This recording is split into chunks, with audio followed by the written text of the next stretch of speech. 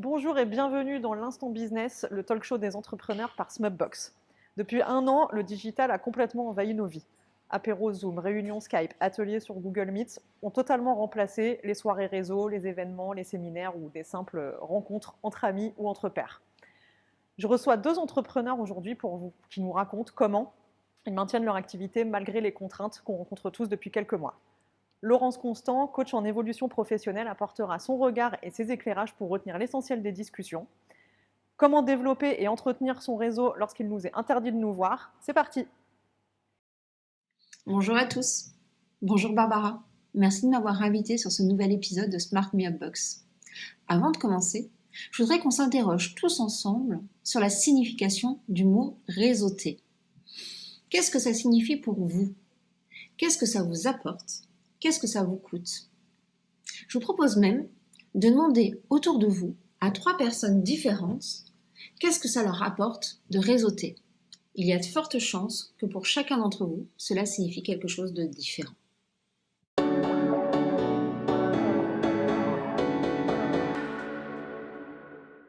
Elodie, bonjour. Bonjour. Bienvenue. Alexis, bonjour. Bonjour. Merci à tous les deux d'avoir accepté de participer à ce talk show de Smupbox.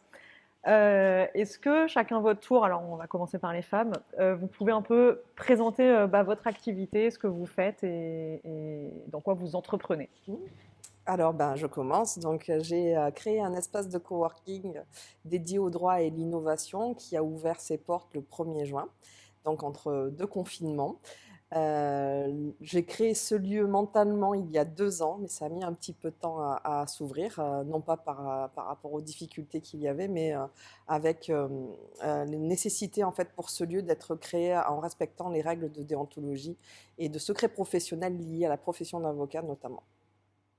Pas évident, mais c'est fait. C'est fait, c'était Bravo. voilà. Parce que c'est pas la période la plus facile non plus, C'était pas la j'imagine, période la plus facile ouais. et le métier le plus facile, mais voilà, il y a une évolution dans la profession et moi je ressens en fait le besoin en fait de tout un chacun de rencontrer un avocat dans un milieu en fait qui favorise l'échange, le partage et l'innovation.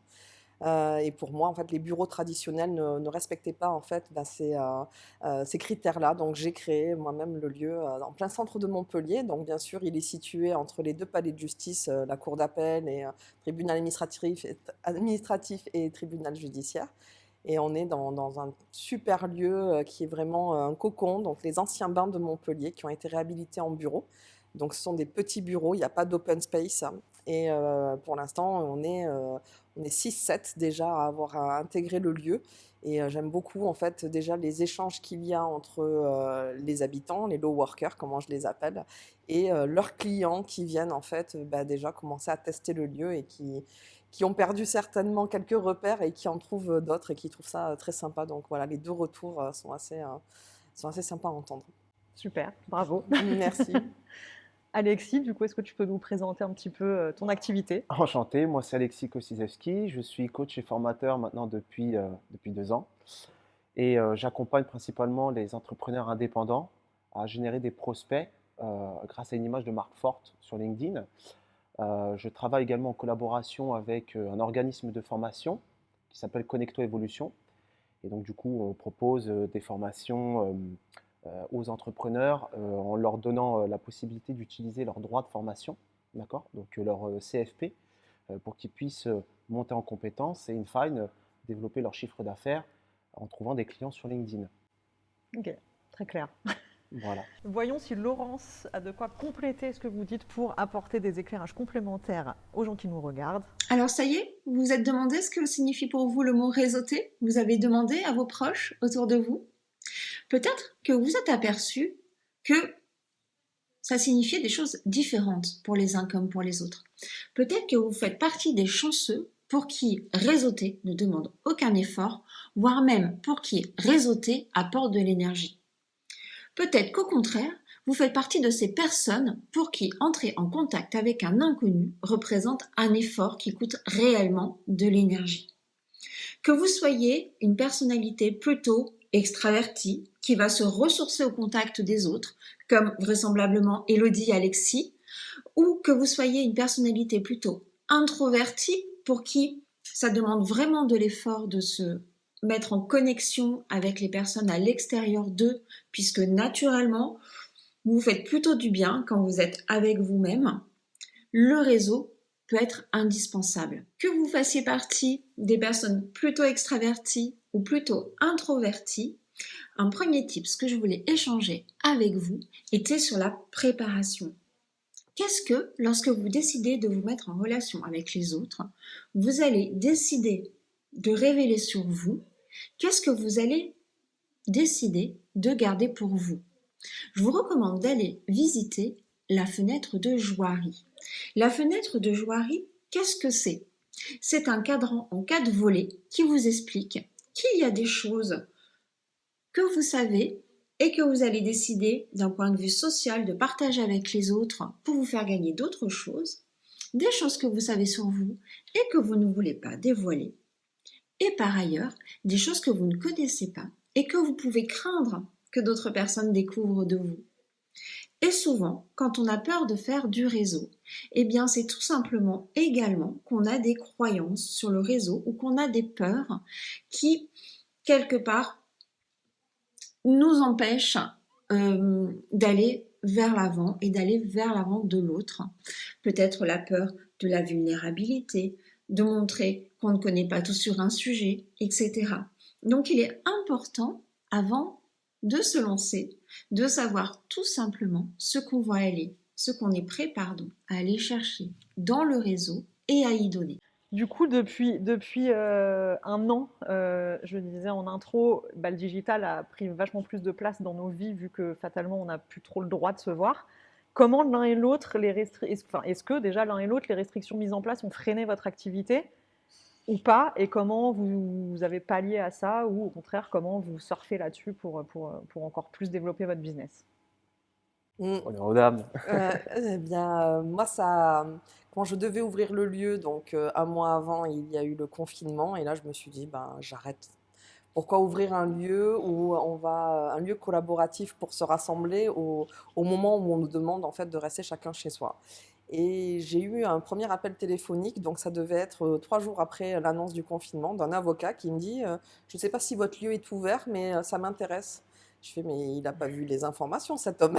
Et il me dit, bah, en fait, là, j'ai bien compris qu'on n'allait pas rester que 15 jours, donc je vais arrêter mon bail et je voudrais intégrer votre structure qui me permettra en fait de réduire les coûts parce qu'on a le droit de se rendre à son lieu de travail en fait, sauf si, enfin, lorsque le télétravail n'est pas possible. Donc c'était la première règle du premier confinement et en fait il y a eu un avocat, une avocate, 2 autres avocats et ainsi de suite et je me suis dit bon je vais ouvrir ce lieu. Donc en fait ce qui paraissait être un désastre s'est révélé en fait être un accélérateur et qu'on voit en fait le modèle économique et le business plan, c'est-à-dire que dès le mois de septembre en fait j'avais rempli ce qui devait être en année 2 en fait du coworking. Donc ça a pris très rapidement justement parce qu'il y a eu cette problématique sanitaire qui était là. Quoi qu'il en soit, il a fallu tout réadapter. Il a fallu faire un protocole sanitaire. Donc, ce qui était prévu, notamment les rassemblements, les réseaux et tout ça, ça a été plus compliqué. Mais on a fait quelques trucs, mais de façon très réduite. Donc, on va dire que dans le malheur, j'ai eu la chance de ne pas être complètement impactée avec ça pour mon activité, du moins, de mon côté. D'accord. Top. Un mal pour un bien, finalement, ce confinement. C'est ça, mais j'aurais abandonné si on ne m'avait pas appelé, j'aurais arrêté. Je pense qu'il faut se lancer dans un business en dur aujourd'hui, en sachant qu'il y a la moitié de la ville qui est à vendre ou à louer, c'est un peu déraisonnable. Ça, je le conçois tout à fait. Donc, je ne sais pas quelque chose que je conseillerais à tous les entrepreneurs, mais du moins, voilà, j'ai pu voir en fait qu'il y avait un besoin, même au moment où moi je me suis dit j'arrête tout. J'arrête la banque, j'arrête le loyer, j'arrête tout, c'est le moment. C'était le moment d'ailleurs. Hein. Là maintenant c'est plus compliqué si je veux arrêter, parce que j'ai lancé quand même la machine. Donc j'espère qu'on sortira rapidement ou pas, mais bon, qu'on sortira de là pour que je puisse ouvrir mon lieu aussi à d'autres personnes et à d'autres événements. Parce que c'est quand même le but d'un coworking, c'est ne pas être simplement une table et des chaises, mais qui est vraiment des activités, des formations, et on est très en demande de ça. Donc Enfin, on va voir justement comment on peut faire pour faire des formations aujourd'hui à l'ère digitale, certes, mais pour garder quand même un contact avec les autres. Voilà. Ouais, Donc, tout à fait. Alexis, toi, est-ce que ça a eu un impact, du coup, ces Moi, restrictions ça a été un impact plutôt positif, même très positif. Pour la simple et bonne raison, c'est que moi, déjà, il y a deux choses. La première, c'est qu'en tant que formateur LinkedIn, moi, je fais des formations qui sont exclusivement à distance. Voilà, donc moi, ça n'a pas été un frein, à vrai dire, puisque chez moi, il est adapté pour pouvoir faire des formations à distance. Et la deuxième chose, c'est que euh, ce qui semblerait être un malheur pour certains est un bonheur pour les autres. C'est comme ça. Et on s'est rendu compte qu'il y a beaucoup d'entreprises en fait qui ont eu cette faille, notamment au niveau du digital. Ils se sont rendus compte que le digital, dans ces moments de confinement, c'était peut-être très important quand même pour pouvoir développer son activité, aller trouver des nouveaux clients, peut-être se rapprocher, bâtir un réseau. Et donc, ça a été un petit peu la pagaille dans la mesure où tout le monde du jour au lendemain, s'est réveillé, s'est dit, tiens, voilà, mon activité est en stand-by, comment je peux faire aujourd'hui pour pouvoir développer mon activité? Et c'est là où justement, on pense au digital.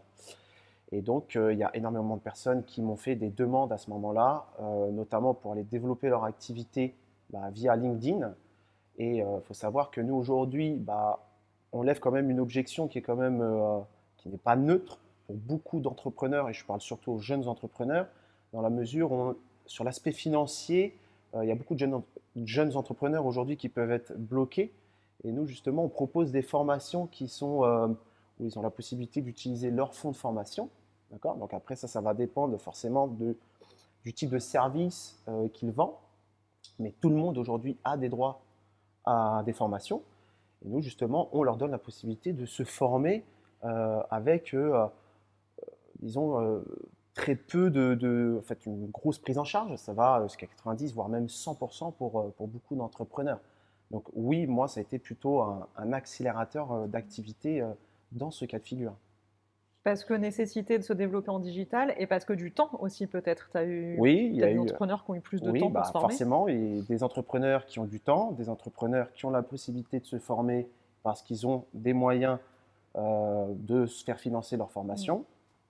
Et puis, je pense que il y a certains qui verront ça comme un échec, mais si on voit le bon côté des choses, finalement, ça nous permet de rebondir et peut-être de réadapter sa stratégie. Voilà. Donc, les entrepreneurs qui avaient une certaine peur, une crainte de se développer sur l'ère du digital, aujourd'hui, j'ai formé plus d'une centaine d'entrepreneurs à ce jour. Et je peux vous assurer qu'ils sont bien heureux aujourd'hui de pouvoir trouver des clients, notamment grâce à LinkedIn. Je veux bien te croire. C'est On pour va en ça. reparler. Du coup, parce que on n'arrête pas de nous dire qu'on est entrepreneur, le réseau, c'est la clé aussi pour développer son activité. Voilà. Alors moi, je suis arrivée dans la région juste avant le deuxième confinement. Donc, à part en digital, et c'est comme ça que j'ai échangé avec vous aussi, c'est hyper compliqué de se faire du réseau, de le développer, de l'entretenir. Elodie, toi, tu as créé un lieu qui justement peut être un lieu de réseau au travers d'événements que tu peux organiser. Alors, ils ont leur bureau pour travailler, recevoir les clients, mais j'imagine que tu envisages aussi de faire des formations ou des soirées, des choses pour faire de l'échange entre avocats ou pas que. Là, comment tu fais, toi, pour développer, entretenir ton propre réseau et pour essayer de maintenir ce lien entre tes coworkers qui sont du coup C'est ça, chez toi. j'ai plusieurs communautés. J'ai ceux qui sont déjà dedans, ceux qui peuvent s'agglomérer encore à côté, et mon propre réseau, c'est-à-dire mes prospects. Donc du coup, j'ai plein de bulles dans la bulle, et donc c'est vrai que comment je suis arrivée à développer les échanges? Alors déjà, toutes les personnes qui viennent ne se connaissent pas. Donc déjà, entre eux, il faut que je crée du lien. J'ai créé ne serait-ce qu'un groupe WhatsApp déjà pour permettre les échanges entre eux, puisqu'ils font quand même la même profession. Donc quand il y en a un qui peut dépanner l'autre, c'est assez l'occasion, sans forcément se croiser tous les jours. La deuxième sphère que j'arrive à faire rentrer, c'est les amis de mes clients. Et donc du coup, on arrive à faire des moments de repas ou simplement un rendez-vous en se présentant, donc petit comité. Et après, la troisième chose que j'étais arrivée à créer en septembre, c'était exposition ou after work. Donc, du coup, dans la grande salle de formation. Et c'est là où, en fait, tout de suite, ça me vient. On pourrait éventuellement avoir un ordinateur Zoom connecté avec le formateur et être 6 autour de la table et pouvoir suivre une formation. Donc, ça, enfin, voilà, c'est ce qu'on peut faire à l'intérieur. Là, on est en train de réfléchir justement avec mes coworkers à venir plutôt vers l'extérieur maintenant et créer nous-mêmes en fait des webinaires, des lives et de permettre à un avocat en fait de se mettre devant le public et le public d'avoir accès pendant 1 heure en fait à un avocat qui peut répondre à des problématiques spécifiques liées ou non à ce qui est en train de se passer, mais voilà, ça peut être sur les loyers, sur le droit du travail, sur les attestations, enfin, il y a plein de domaines en fait dans lesquels on peut juste se poser une question et se dire, bah là, lui, il peut y répondre aujourd'hui. Donc, on y va par étapes. En même temps, c'est un lieu qui est très jeune, donc tout est à faire.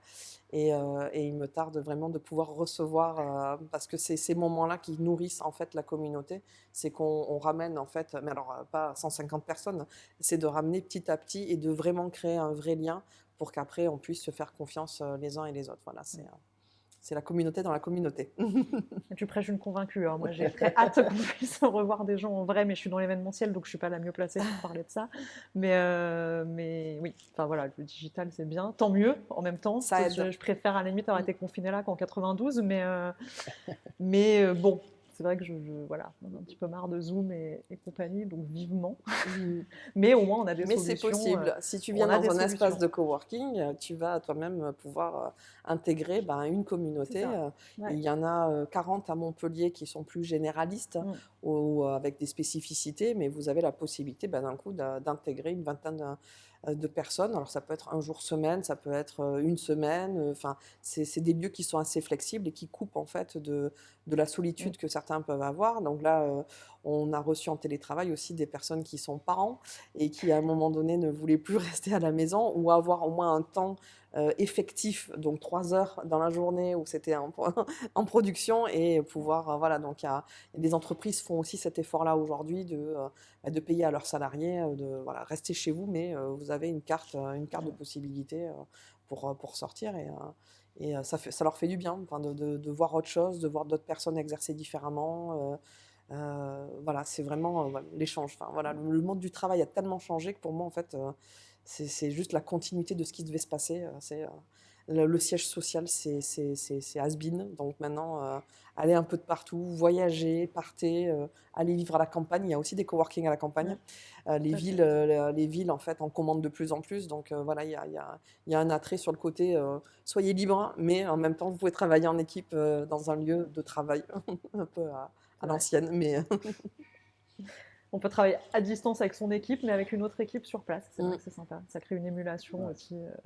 C'est ça. C'est vrai que c'est sympa ce côté-là là, du coworking. Moi, j'ai déjà été plusieurs fois dans des espaces de coworking et c'est vrai qu'en tant qu'indépendant, est toujours bon de travailler avec d'autres indépendants qui ont le même état d'esprit. Parce que c'est vrai que d'être seul, cloîtré chez soi, il y a un moment donné, bon, c'est un peu compliqué. On a envie d'aller voir un petit peu la vie, ce qui se passe autour. Donc, je trouve ça sympa. En effet, espace de coworking. Et espérons.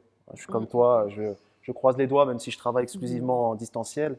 D'ici le mois de mars, on a la possibilité bientôt de se mettre en présentiel, nous, dans le cadre de nos formations. Donc, j'espère pouvoir justement échanger de vive voix avec les personnes. Voilà. On fait une petite pause pour passer la parole à Laurence Constant qui va nous dire ce qu'elle pense de tout ça. Vous voyez que pour des personnalités comme Mélodie et Alexis, tout peut être opportunité de réseauter. Mais je vous invite à vous interroger sur ce qui est bon pour vous en termes de réseau, en fonction justement de ce que vous souhaitez y trouver et de ce que vous êtes prêt à donner.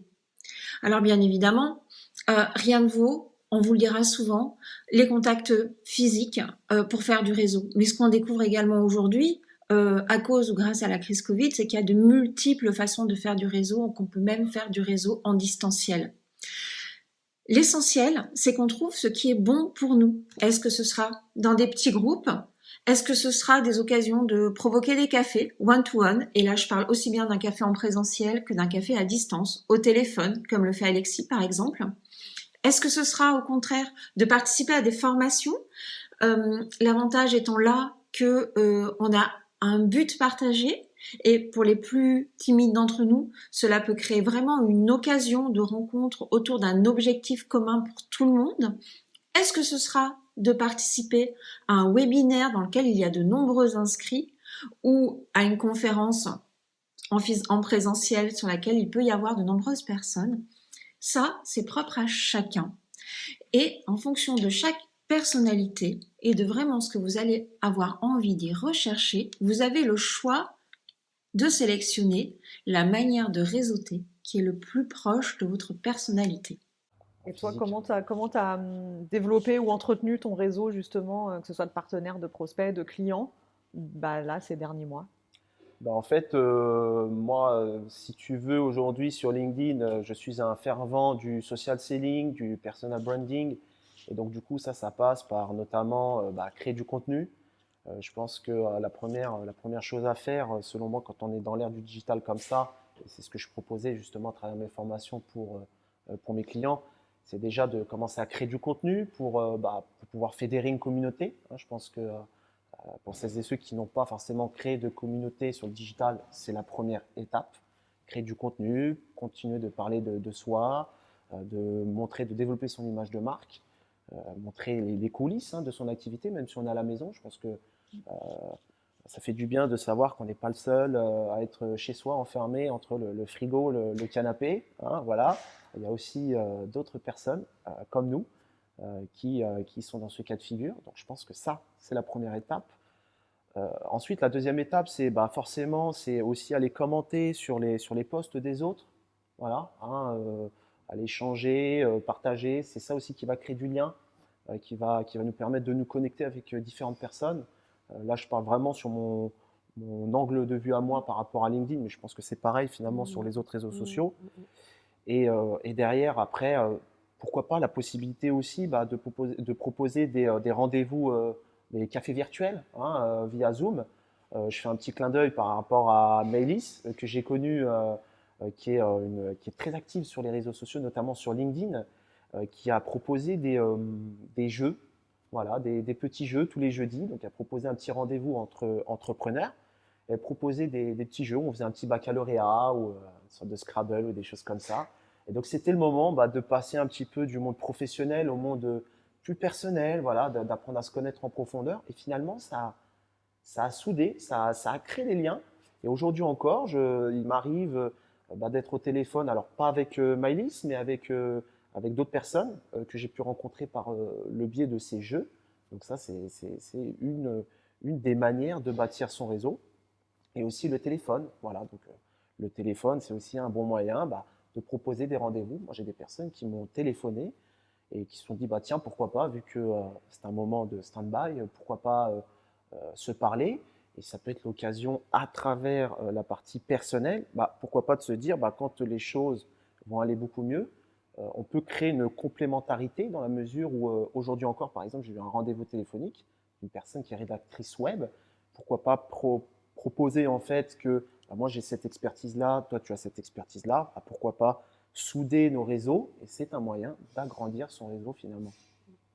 Voilà. Ouais, très bon conseil, pas mal de pistes à explorer. Je trouve ça très sympa l'idée des petits jeux Ouais, ou du café. C'est vrai que moi à un moment j'en pouvais plus de ces réunions Zoom, mais si c'est pour jouer, pourquoi pas. On va relancer le petit bac. Peut-être relancer, ouais, je vais relancer un petit bac, un blind test géant Exactement. entre entrepreneurs, je vais vous faire. Voyons si Laurence a de quoi compléter ce que vous dites pour apporter des éclairages complémentaires aux gens qui nous regardent. Tiens, il est intéressant cet exemple-ci de l'opportunité de réseauter sur des choses qu'on aime faire de manière personnelle et non pas seulement rester sur le champ purement professionnel. Et pour autant, on voit que pour Alexis, il y a un vrai intérêt professionnel. Il partage ici avec un groupe de pairs entrepreneurs. Je voulais attirer votre attention sur ces 3 sphères qui sont intéressantes à identifier lorsqu'on fait du réseau, quel qu'il soit. Qu'est-ce qu'on va être prêt à diffuser comme information? Sur quel champ on a envie d'aller spontanément? Est-ce que c'est uniquement sur la sphère sociale et professionnelle? Auquel cas, on peut rester exclusivement sur des données qui couvrent uniquement notre champ de référence professionnel?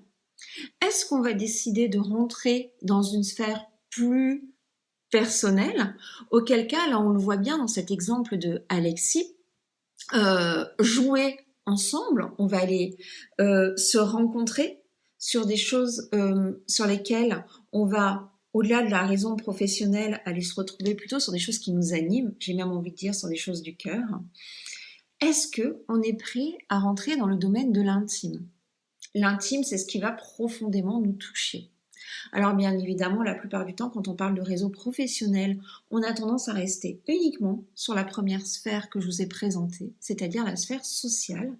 Mais interrogez-vous sur l'opportunité de donner à voir et à rencontrer chez les autres d'autres choses de vous sur lesquelles vous pourriez avoir des points communs et vous donner des opportunités de vous rencontrer au-delà de la sphère professionnelle. Un des intérêts qu'on partage tous sur le fait de réseauter est celui de se faire recommander, bien évidemment, à un moment donné, pour solliciter plus de business. Et qu'est-ce qui est plus parlant qu'une passion commune ou qu'un centre d'intérêt commun pour recommander une personne au-delà de ses références purement sociales et professionnelles? Pensez-y. Euh, Quel là, conseil vous pourriez donner, s'il y en avait un que vous pourriez donner là, aux entrepreneurs qui vont regarder, qui sont peut-être un peu déprimés, désespérés à l'aube d'un éventuel troisième confinement? Qu'est-ce que vous pourriez leur dire, pas forcément sur le réseau, mais en général? Qu'est-ce que vous pourriez leur dire de sympa? De sympa, mais il faut garder la foi, garder la pêche. Et si on a un business qui fonctionne pas terrible en ce moment, moi je pense qu'il faut aussi savoir switcher un peu à droite et à gauche. Il faut se dire que peut-être que c'est 3 mois, peut-être que c'est 6 mois. Voilà, faut redoubler d'efforts pour certains trucs, mais pas se tuer à la tâche non plus. Donc moi je pense que des fois, voilà, faut pouvoir avoir cette agilité et switcher. Là, comme on le disait, on fait de la formation en présentiel et puis si un jour on n'en fait plus, bah, il faut trouver un plan B. Donc, soit on s'est équipé dans les outils numériques, soit c'est pas le cas, soit il faut aller voir les organismes de formation, les universités, voir. Enfin voilà, et moi je pense qu'il faut rester quand même actif, du moins sur pas mal de business. Et on peut switcher en digital pour ceux qui ne l'ont pas encore fait, parce qu'il en reste encore énormément et qui se sont dit ah ben non, mais c'était le premier confinement, après c'est fini, puis il y a le deuxième, et puis il y a le troisième, et j'ai peur qu'avec le temps, il y ait quand même une certaine habitude qui se soit prise, parce que même si on se plaint tous des formations à distance, moi j'ai plaisir aussi à pouvoir ne pas bouger et de ne pas avoir 1 heure de trajet pour aller quelque part. C'est juste allumer ma caméra, y être, peut-être recevoir quelqu'un en même temps, et regarder le replay après. Enfin, il y a quand même des facilités que tout ça m'a apporté.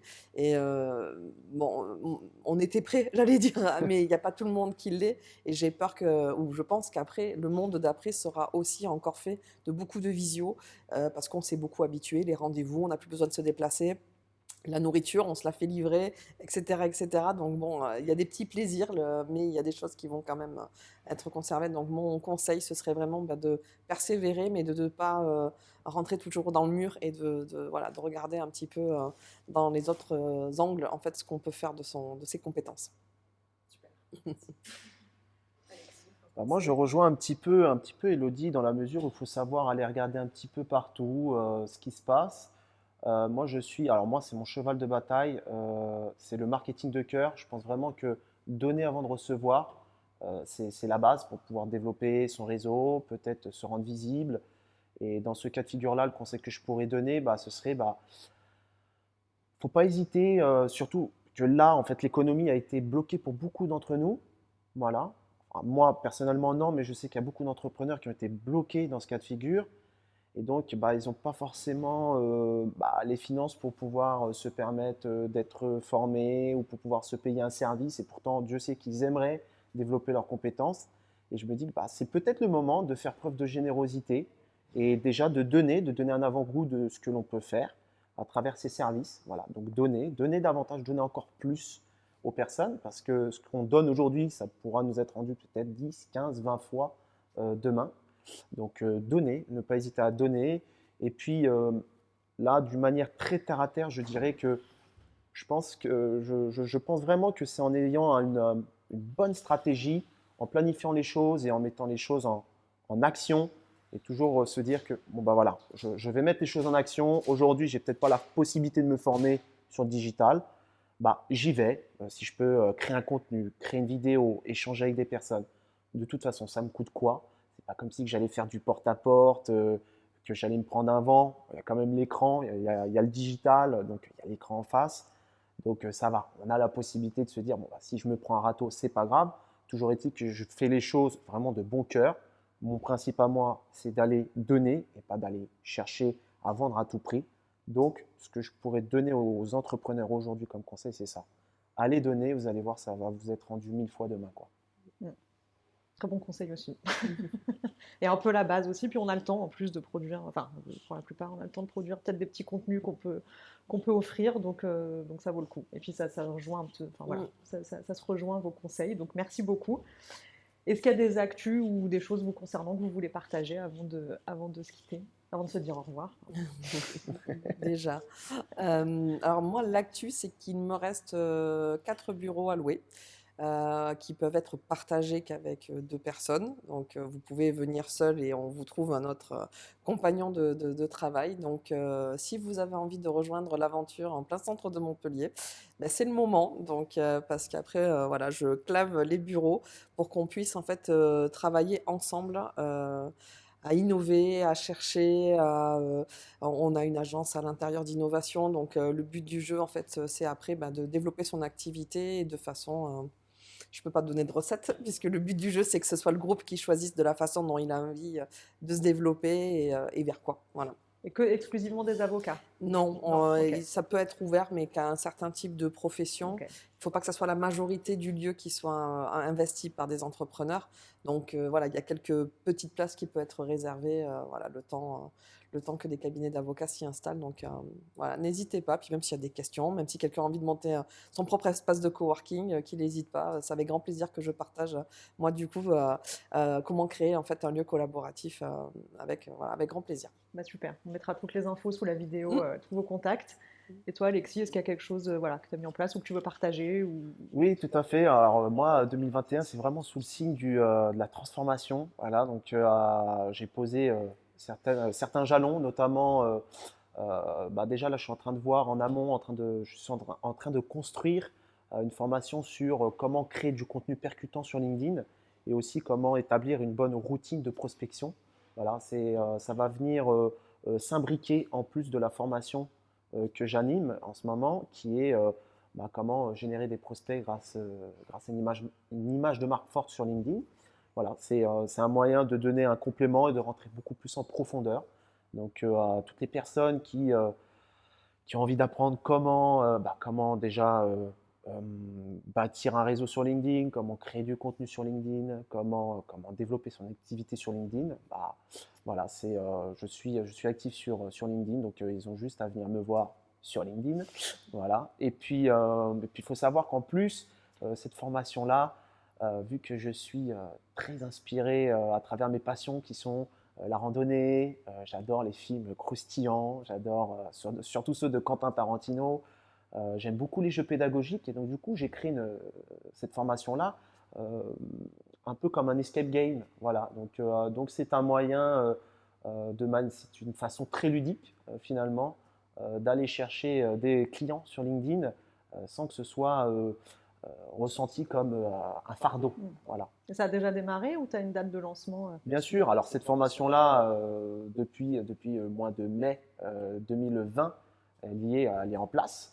Et la formation sur la création de contenu et la formation sur la prospection, d'ici un mois, ça sera bon. Parfait, ben, on mettra toutes les infos aussi. Voilà, super.